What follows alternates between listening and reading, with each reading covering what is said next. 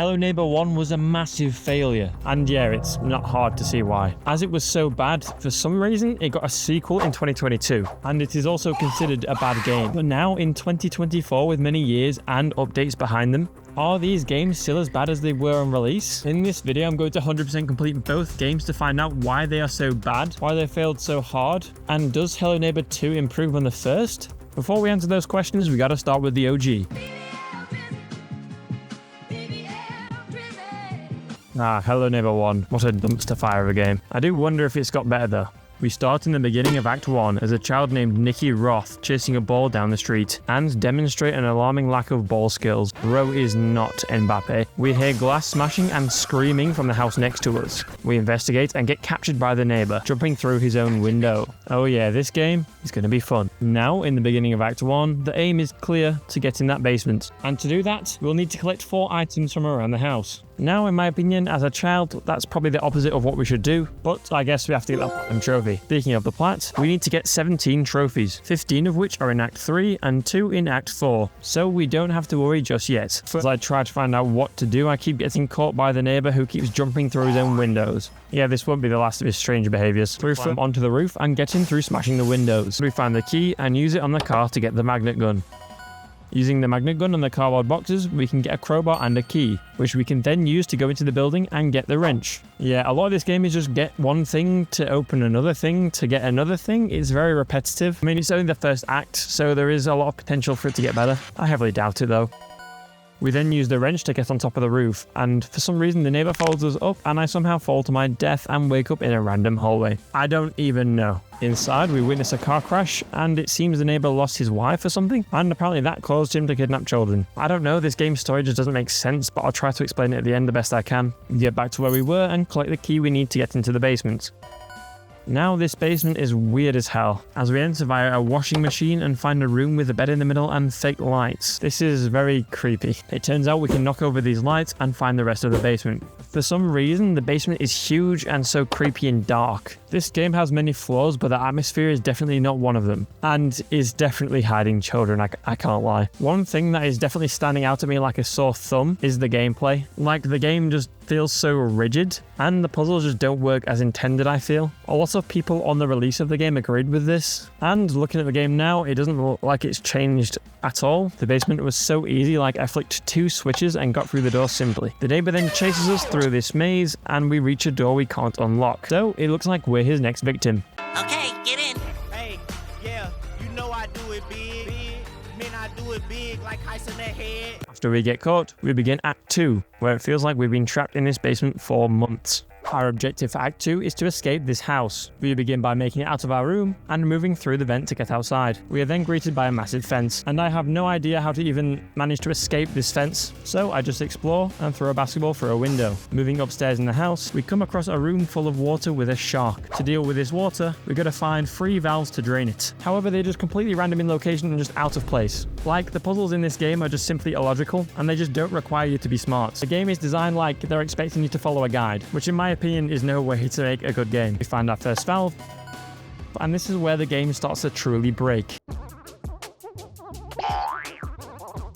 The speed! We quickly flick all the valves again and get the other valve to finally drain the water room. And yet another complaint about this game already. It's too dark. I was playing this game in broad daylight, and I couldn't see. And the worst thing is you can't even change the brightness. I shut my curtains and the game was still too dark. I don't get it. Now we edge over and drain the water from the room and take the shark for later use. Now exploring the next area, we get caught by the neighbor again and get sent to a fun park. This roller coaster seems to be a tour of the neighbor's house, which we end up hitting a child and killing her at the end. I'm guessing this is to do with a story with a neighbor killing a kid, but I don't know, it's not clear at all. And I do agree that a game doesn't have to have clear storytelling to have a good story. For example, Dark Souls and Elden Ring are clearly that. But this game, I feel, is just making up the story as we go. We get back to it, and through the 20 minutes of searching, we find where to put the valve. And using the valve will help unblock a barrier to the trampoline, finally allowing us to escape the house and finish Act 2. And this cutscene as we escape is seriously menacing. Get the fuck out! Everybody Get out! The jank of this game and the bugs just make the game feel so clunky. In my opinion, this just shows that the game was just clearly rushed. Like, the game released in 2017 and 7 years later, they've not even fixed it. There have been no updates or improvements in 7 years, and this game has sold fairly well. It just seems like this game is just mind-blowingly shite. Shout out Martin Luther King, that nigga had a dream. Fuck do you mean? Now the game's story skips like 20 years ahead to us in an apartment. The state of the place is kind of in rough shape, and there is no food in the fridge. We are then given an eviction note, and not gonna lie, this guy's had a rough life. With little to no other option, Nicky moves back home to Ravenbrooks, where he was kidnapped as a child. The area is completely wrecked, and likely for a good reason, being the weird shit that happened there. House 2 is also completely wrecked. Nicky then goes to sleep and wakes up at night to screaming from, you guessed it, the neighbor's house, where the neighbor yet again seems to be kidnapping another child. Ro is simply addicted to kidnapping children. For Act 3, the objective is again to get into the basement and then stop the neighbor. However, Act 3 is also where Hello Neighbor wreaks peak bullshit, and is also the same place where we will earn the majority of our trophies. Not a great mix, I will say. Act 3 is less linear than the first 2 acts, as we need to get the door open and complete 3 fear trials to get superpowers. However, we can attempt these in any order, which is okay, I guess. Each fear trial will give us a new ability to use, being invisibility, allowing us to not be detected when crouched, the push ability, which helps us fend off the neighbor, and double jump, which is so useful in this game. With all 3 fear abilities, we can use them to clear the basement's enemies, being the shadow creature, the neighbor, and the big fence. Also, completing each trial gives us a trophy, which is very nice. Next thing we do is to open the pass to make traveling around the house much easier, as in Act 3, this is a necessity. Turns out there is a door that can only be opened at night. In my opinion, this is another of the game's stupid mechanics, as it forces you to go out of your way to kill yourself to open a door, which then again will shut if you don't put anything blocking it. And guess what? There is a door straight after that, which can only be opened in the day. This game makes no sense and is so bullshit, it's insane. Also, now trying to figure out this puzzle, just see how dark the game is. It is literally impossible to navigate before 10 PM. Through further exploration, we find a basketball, and now can earn our first trophy of the game, Space Jam, for scoring a hoop. And after many tries, we earn the trophy. We also find our first out of 3 pieces of cake needed to complete the Shoot 'em Up trophy, which requires 4 mannequins and 3 cake pieces to begin a birthday party where we'll get a present needed for a puzzle. And in the present, we will get a gun, the best tool in the game. After finally solving the night and day door puzzle bullshit, we get our second piece of cake, as well as finding our first mannequin and activating the train, which makes navigating the house so much easier.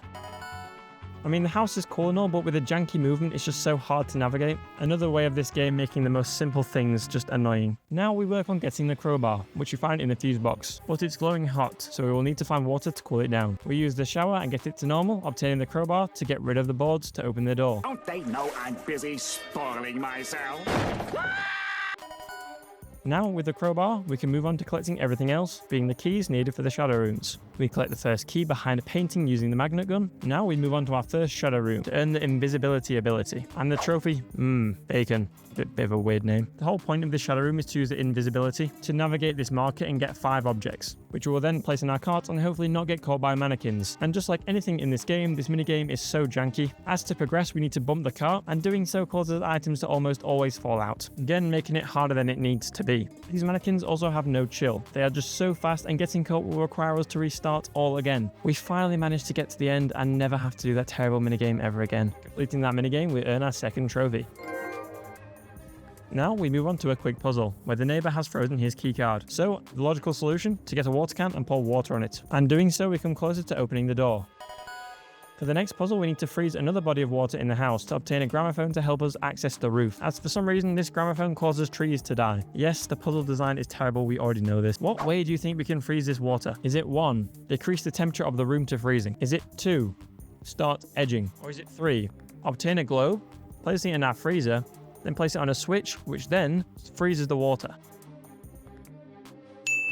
I think you see why this game makes no sense now. And the puzzle design is a huge reason for its failure in my opinion. So we get the globe, freeze it, and obtain the gramophone. We also find our third mannequin. Now we can also obtain another easy trophy for simply just reaching the top of the world. We can also find our third and final piece of cake, meaning the birthday present is in our reach. Now, this next part is another reason why the game's 100% platinum journey is actually stupid. As we are now on top of the building, we can obtain a seed, which we can then plant to grow a tree. And we need to wait for this tree to grow, which shouldn't be too bad.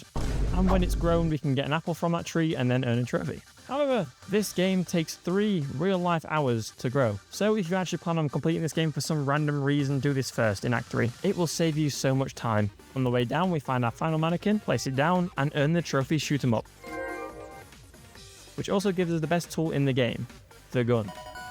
This gun is amazing as we can actually shoot the neighbor and stun him, and for some reason have unlimited ammo. And using the gun we can actually access another shadow room. Using the gun we get the green key from the engine room and now have to enter the locker shadow room. In this room we have to escape the mannequins chasing us by hiding in lockers, and then when the school bell goes, we make a run for it. However, these mannequins are rapid, and a slight mistake will cause you to restart. This took me many tries and many deaths, but we got to the end after probably 20 tries, obtained the push ability, and got another trophy. Now we can actually move on to the final shadow room. The final shadow room is yet again pitch black, and I had to play this at probably 3 AM. And my goal is to parkour up this room, which, believe me, with how janky the controls are, just felt impossible. It took me over 30 tries to get it done, and I'm not even kidding here. You probably will say skill issue, and you'll probably be right, but I just couldn't see still. Completing this room got us the trophy up, and the double jump ability. Now with all of the main stuff done, we can move on to the miscellaneous trophies. But before we do that, you may have wondered in Act 3, where is the neighbour? I've just not seen him at all. This is a bug that I haven't even seen being reported, and was probably the funniest thing about this entire game. I was just hiding in a bush from the neighbour outside waiting for the tree to grow, and decided to do some stretching outside, in the middle of the road. Oh my god!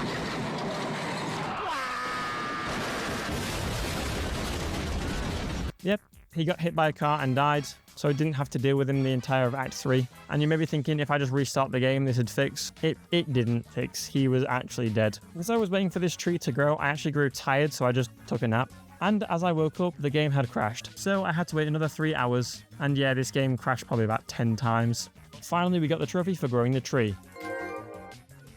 And we also get another miscellaneous trophy for causing a mannequin to get hit by a car. It's a very random trophy list, may I add. And now researching how to get these final trophies because I just couldn't find where to do it, I stumbled across the secret glitch world, where we can get the final trophies of Act 3 easily. To enter the world, we find an odd-looking wooden plank, crouch and walk through, and then walking into a random red circle. In doing so, we can freely wander around this random glitch world, and reaching each major location earns us a trophy. We can earn 2 gold trophies for reaching the school and the supermarket. We can then earn 5 silver trophies for reaching the cemetery, the hospital, the power plants, the gas station, and the police station. Getting 7 trophies just for this just felt like I was cheating, but this glitch world is actually really cool.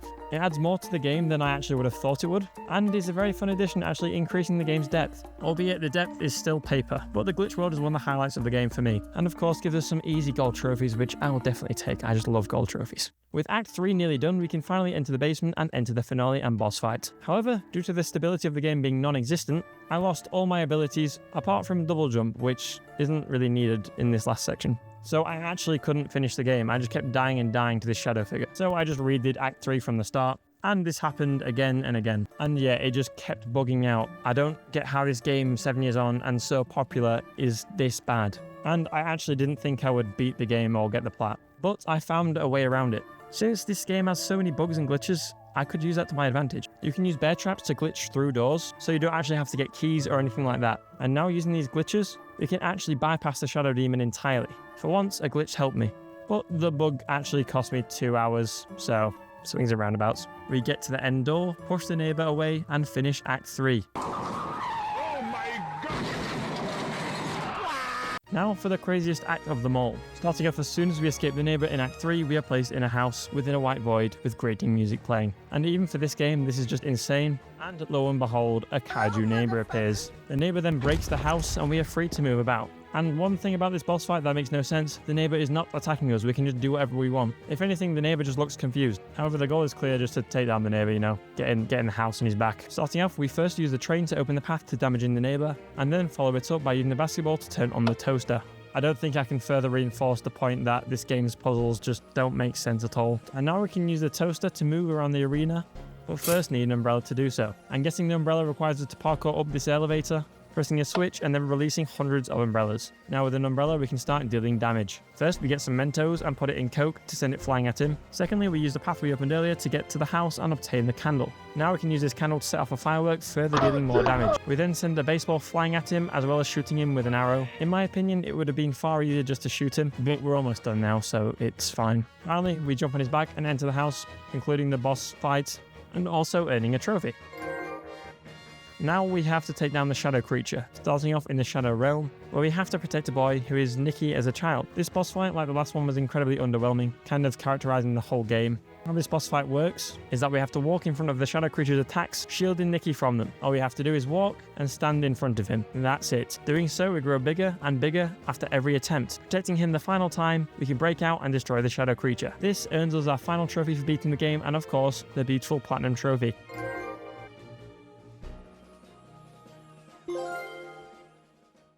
After that though, the ending is that Nikki has moved back home and is no longer holding on to that childhood PTSD.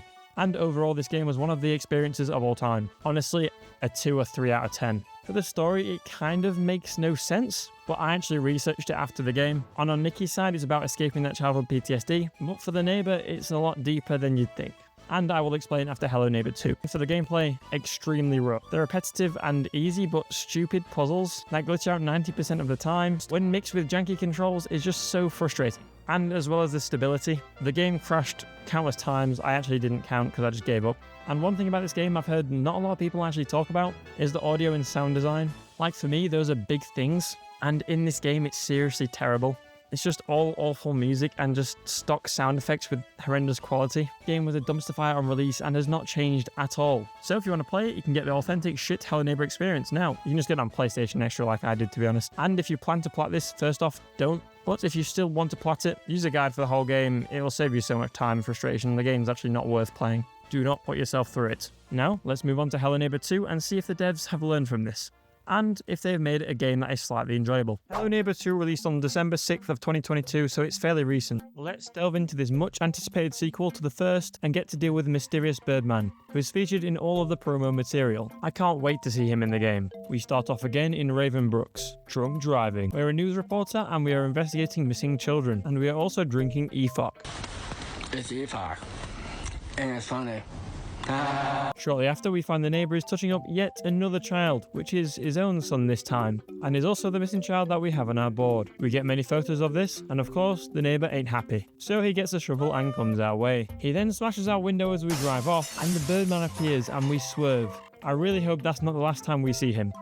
And swerving causes the crash into the barn and we start the tutorial. In my opinion, this tutorial is actually perfect. In short, it teaches you the controls and the general gist of how to go about solving these puzzles, something the first game really should have done, so thumbs up for already improving. Immediately, the game feels more polished and less janky, as the movement feels more precise and less floaty than the original game, and now it actually feels like I'm in control. The graphics are also clearer and sharper, but that's slightly down to it being a PS5 native. We find the 3 gears and escape the barn, but unfortunately get whacked by the neighbour, who also destroys the camera, and we also earn our first trophy.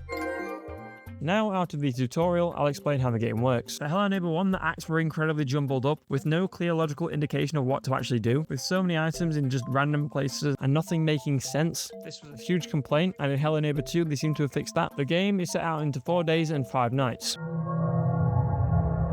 And each day involves a new location with a new neighbour, day 1 being the policeman, day 2 being the baker, day 3 being the hunter, and day 4 being the musician. In the day, the objective is kind of the same, to find the key. To do so, we must collect similar objects by solving smaller puzzles to solve the main big puzzle of the area. I'm interested to see if this structure becomes repetitive, but it already seems much better than the first game. The nights consist of us using keys we find in each day to solve a puzzle within the museum, which is where the neighbour moves to after his house gets seized, which is likely where the child is. This structure between days and nights in premise just sounds so much better than the first game. As we wake up, we are now introduced to Raven Brooks, a free roam neighbourhood. It instantly strikes me as visually gorgeous. Before starting the game, I just wander around and explore it. The area just seems to have so much personality, and that's a huge jump from this game. Now, we start at the neighbour's house, with the policeman there. First thing we do is acquire the scissors, from the simple robot puzzle to help us cut out the police tape. The goal in the neighbour's house is to unlock this tightly sealed door. We need 4 keys, so must solve 4 simple puzzles in the house. Much clearer and much better than the first game. The first puzzle is to find 3 dolls to place on a house. The dolls are actually of the neighbour and his 2 kids, but we have only seen the boy and the girl is nowhere to be found. This links into the overarching story of the two games, and in the first game we killed a kid and it was a girl, so I'm guessing that girl is also dead in this game. Finding the 3 dolls is relatively easy. One is behind a board, one is behind a painting, where we have to use the code NOT, and the third we clearly see and have to climb up to grab it. Placing all 3 dolls gets us our first key. This puzzle, even though it's just one puzzle, was so much better than the entirety of the first game. I don't know if this game is good, or it's just the last one was so bad that it makes me think this one's good, but it just feels so much nicer. The second puzzle involves us finding 4 coloured cubes, giving us a combination to this safe, where we will get our second key. For the next 2 puzzles we go upstairs, but standing on some squishy toys, we alert the policeman, who will now be upstairs trying to find us. The first puzzle involves us finding 4 photo pieces scattered around. First is in a box of hay, the second in a pillow, third behind some yellow tape, and the final one in a closet. Placing all 4 down gets us another key. The fourth and final key is simple. We use a battery we found on this RC car, which fetches us the key. And now we can unlock the door and finish day 1, and also earn our second of 10 story trophies.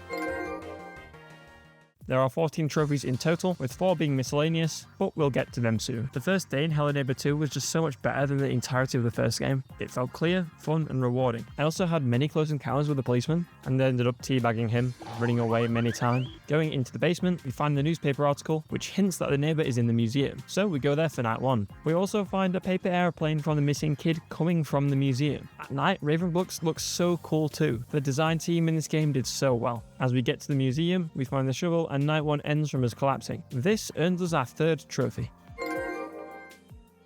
We wake up, and I personally was not expecting this. We had a nightmare, and it is very clear that our protagonist is terrified of the neighbor. Day 2 involves the bakery. We can earn 2 trophies here, 1 for completing the bakery, and 1 for petting the cat. Hello! Hello, YouTube. Hello.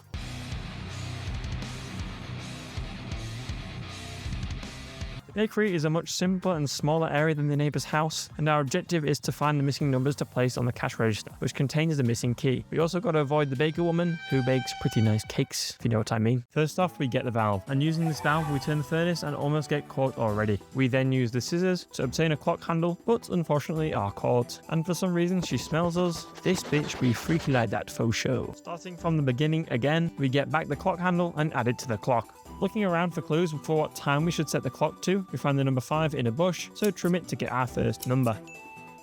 I then mess about with the clock and somehow get the time right, getting the number 7. We then probably place both numbers on the cash register. So far, the bakery is smaller and more cozy, but the more cozy and unique vibe kind of shines. And yes, again, the game feels so nice to play. And I don't know if the reason I'm enjoying this game is because the first game was terrible, but so far I'm actually liking this game and I'm finding it very fun to play. After that, we sneak up behind the gyat to get a key, and we go in the freezer, find a frozen key and melt it, and then put the fire out to get our second key. Using one of the keys, we can open a book to get our penultimate number. We use the other key to open the freezer, where we can find cat treats inside. Using these treats, we can actually earn a miscellaneous trophy and the final number. This animation for petting the cat is just so good, and I actually love this cat. So I end up petting it again, but unfortunately this causes me to get caught and lose all my progress. So I quickly gather everything back up and enter the code 1576 as it is on the poster next to the register. Doing so, we earn a trophy for completing day 2. This also earns us our next key for the museum. This key allows us to enter the main chamber where the neighbor is. And at the time I didn't know this, so I almost got my shit rocked. In night 2, we have to collect 3 model houses to place on this pedestal. One is right next to the pedestal, the other 2 are in the main chamber. So we have to be extremely quick so the neighbor doesn't catch us. The second house is behind some cobwebs, but I was not quick enough and actually got touched. Second time around, I made sure not to get caught again and was quick enough to escape, placing the next house down shortly after. For the final house, we need to smash the glass and collect quickly. I managed to run out and place it down to obtain our next key. We use it on the door, but the neighbor hears us and almost catches us. But using my Black Ops 2 Zombies training skills, I managed to weave around him and not get caught. To get behind this cult painting, we simply have to flick down these 2 lampshades. In the next room, we find yet another key. But before we end our second night, we can earn another trophy for climbing up to the top of the museum. Doing so again, like most trophies in this game, is fairly simple. We get another trophy. The view of Ravenbrooks at night is again amazing, and to end the second night, we break the glass and take the photo of the neighbor. Doing so, we are shown a mad cutscene of the neighbor summoning a storm. We also earn another trophy for finishing night 2. Now, on to day 3, it is time for the Hunter's House. Again, a very atmospheric house next to some creepy woods. The world building, or neighborhood building in this game, is yet again excellent. In this house, we have to collect 5 pieces of a map to locate where the buried safe is, and for what code the safe is. And for some reason, my recording just died, but I have footage of everything after I got the code. We get the shovel from jumping up and parkouring on the roof, and dig up the treasure. Enter the code, we get the key, and also get another trophy.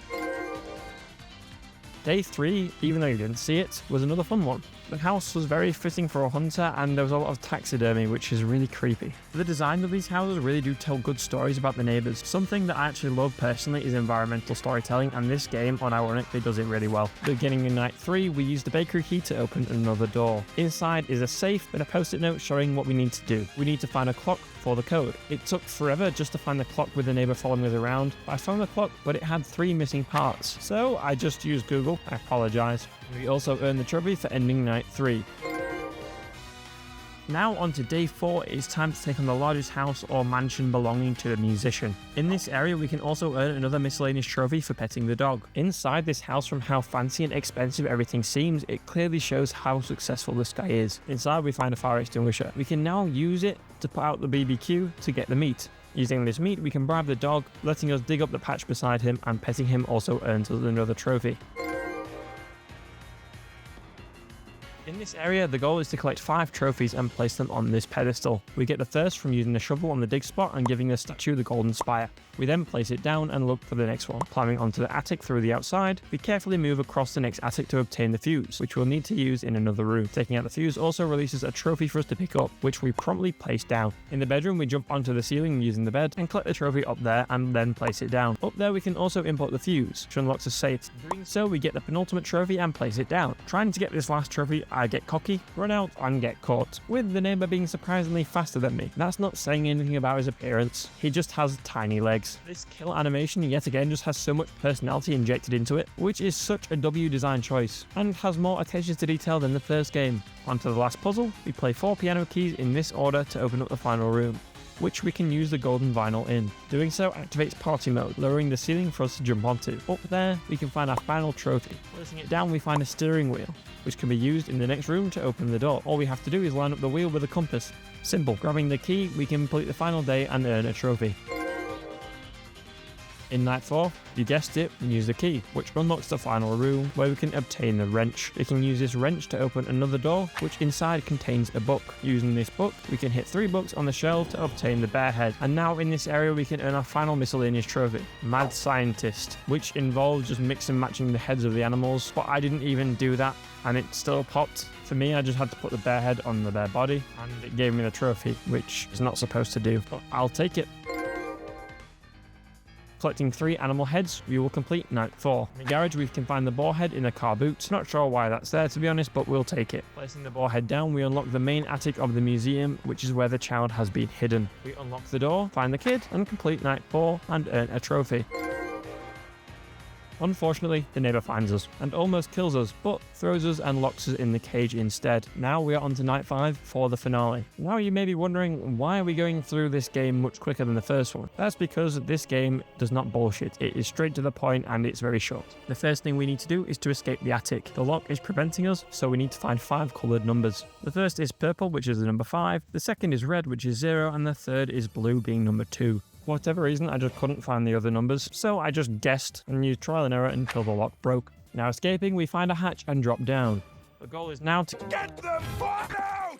Everybody get out! To do so, we need to find a red key and a crowbar. However, I keep walking into bear traps and the neighbour just keeps catching me every time. We find the key in the fireplace, and it appears we also need to get the wrench, so we get looking for it. We first find the crowbar in a glass container, but the neighbour starts mugging and preventing us from progressing further. Turns out, the wrench is in his back pocket, so we try to grab it sneakily, and instead, we touch his ass and get caught.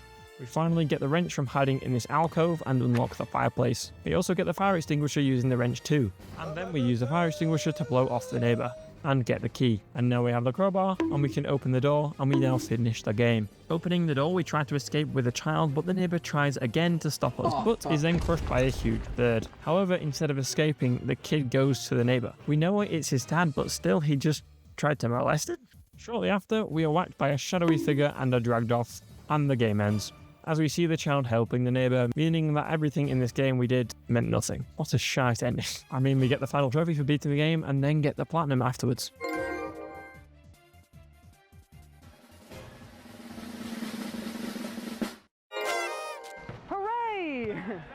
And the question, did you enjoy how much the most anticipated character in this game, the Birdman, was in it? Overall, the game was a vast improvement over the first. Playing the first game made me almost quit a couple of times, but I actually enjoyed this game.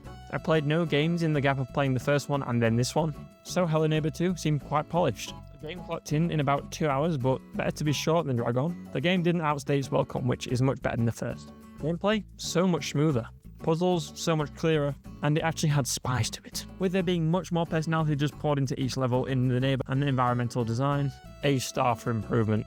The sound design, much better. Sounds actually alerted the neighbors, such as opening windows and doors, which in the first game somehow managed to bug out. And this game, in my experience, had little to no bugs at all. A very smooth sailing experience, which after the last game I welcomed hard.